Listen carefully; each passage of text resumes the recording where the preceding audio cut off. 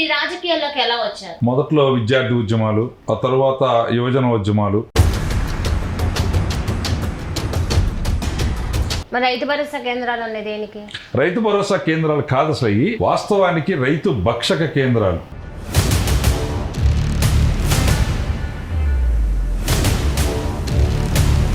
ఆ రోజు మాన్యశ్రీ నారా చంద్రబాబు నాయుడు గారు రైతు రథం పేరుతోటి 22,000 ట్రాక్టర్లు ఈ రాష్ట్రంలో రైతాంగానికి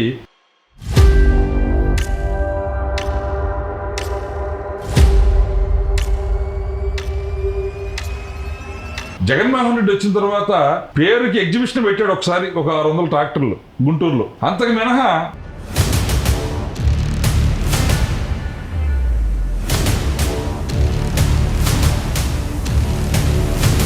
రైతు ఒక విధంగా కాదు, పంట పెట్టకపోతే పెట్టదే నష్టం, పెట్టిన తర్వాత దుక్కి దున్ని ఇత్తనం వేసి దాన్ని సేద్యాలు చేసి మందులు పెట్టి పంట దశకొచ్చిన తర్వాత తీరా చూస్తే పంట లేకుండా పోతా ఉంది.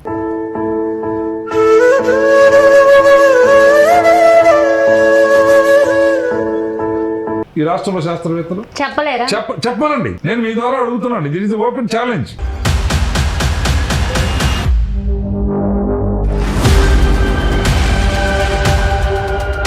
అంటే పేరుకే ఇవన్నీ ఉన్నాయి, కానీ ఉన్నటువంటి భార్య మెడలో పుస్తెలతో సహా పుస్తమెట్లు కూడా తాకట్లు పెట్టి ఈ కౌలుకేసినటువంటి రైతులు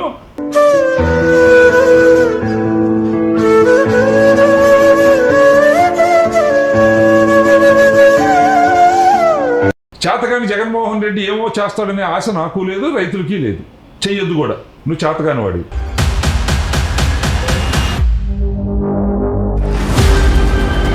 దమ్ము ఉంటే జగన్మోహన్ రెడ్డి దానిలో ఈ రోజుకి రైతాంగానికి 1,500 కోట్ల రూపాయలు ఇంకా రావాల్సి ఉంది.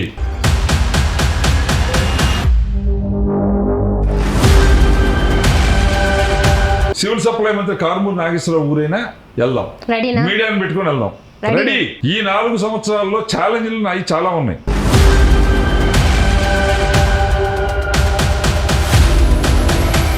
ఈ మధ్య కాలంలో మీ మీద అటాక్ జరిగింది, అసలు చచ్చి బతికారు అనుకోవచ్చు. అసలు ఏం జరిగింది?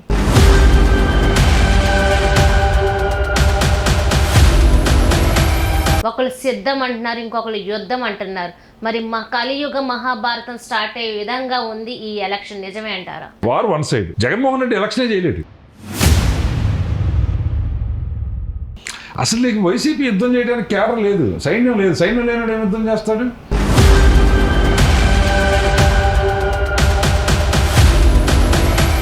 మరి నారా లోకేష్ ఓటమికి రంగం సిద్ధమైంది. ఒక బీసీ నాయకుల్ని పెట్టే గెలిపించి తీరుతానని ఆర్కే మంగళగిరిని నడి ఒడ్డున సవాల్ చేశారు.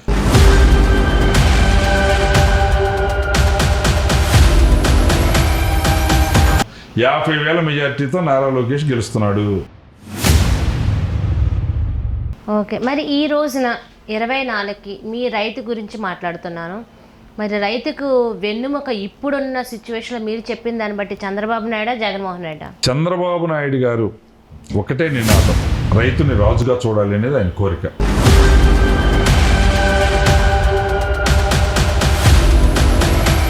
నువ్వు అందరికి 70 చేతిలో పెడితే రేపు మళ్ళీ జగన్మోహన్ రెడ్డి వస్తే 70 కూడా ఉండదా? రేపు జగన్మోహన్ రెడ్డి వస్తే ఇంకా అసలు ఏమీ ఉండవు. 70 కాదు, 30 కాదు.